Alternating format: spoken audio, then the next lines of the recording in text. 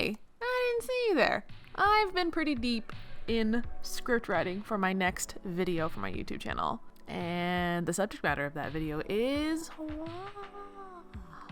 Yeah. It's time to talk about it. It's time to talk about the fall of Auntie Joanne fabric and craft stores. Now, there's so much more to the story than besides just bankruptcy.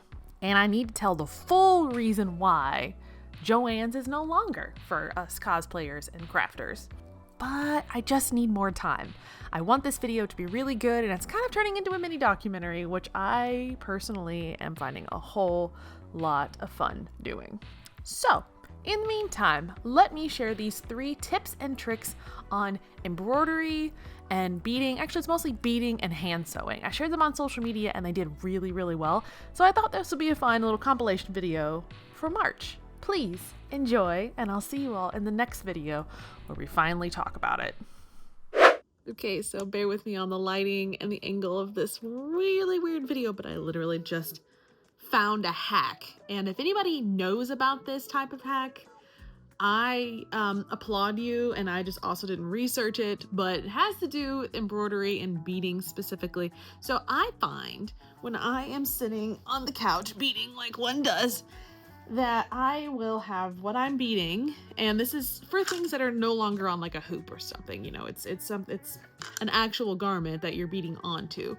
I will find that I am normally beading with my right hand, and I have to reach over my body or reach over the garment to pick up the tiny beads to put on the thing, and it's a lot of like this, you know? And so I'm working with extremely tiny seed beads, and I don't want them to get everywhere, and I also want to be comfortable. And so I'm like, I've got to figure out how to put the beads on my other hand so I could like take them off, put them on, and kind of, you know, do it quickly and more efficiently. So I figured something out, and once again, this is something that is widely known in the beading and embroidery community. Sorry, but I'm bringing it to everyone else's attention. Double-sided tape. Double-sided tape. So what I ended up doing was putting tape on my finger, wrapping it around kind of like a ring, and then I'm just dipping the tape into the pile of beads, and now I have the beads on my other finger, and now all I have to do is just pull this off and add it to my garment. Here, let me show you. Let me show you this crazy. Okay, so I have what I'm working on right here. I have my beads taped to my finger. So instead of reaching back and forth, like I said, I'm just grabbing a bead off of here gently. I mean, don't move your hand around and be wild about it, and then it just slides on. And then I could move to the next spot. And look how quick this is. Grab bead. Add to garment. Moving on. Like, holy cow.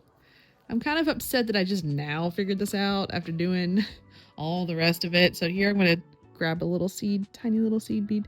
And I will say these work on, you know, beads that aren't too heavy, because I feel like, I don't know if the tape would hold it on too much if it was heavier. But this is fun and fascinating, and just a little bit of ingenuity, working smarter, not harder for your day.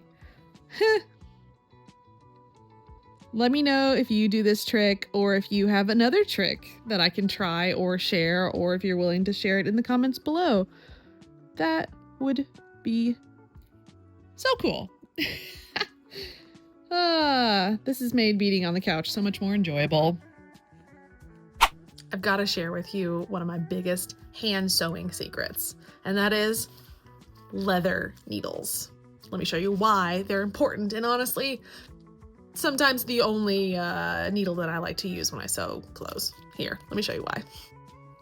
These needles are fantastic for heavy duty sewing because they have like a triangle, I guess, a pointed end that makes it so much easier to stab through pretty heavy duty fabric. Like this thing that I'm going to use it on. Having to stab through multiple layers of different types of fabric make leather needles the ideal type of needle to have in your arsenal. However, I do suggest beading needles as well for small, tiny things you can get into, as well as spots where you need like really long needles, but leather needles, I'm telling you, are the way to go, especially when you have different types of fabric. Like I am sewing through netting and felt and organza right now, and I'm hitting all of this quite smoothly with a fresh leather needle. It's quite great. Highly recommend. Would you believe me if I told you that I could guarantee you no more knots in your hand sewing thread if you do this one little tip? One little tip. And that is waxing your thread like so a couple times, then hitting it with an iron. Pretty simple. Lay down wax thread, put iron on thread, pull thread through a couple times. The wax will solidify on your thread because it's being heated up by the iron, and you will have no more knots. I promise.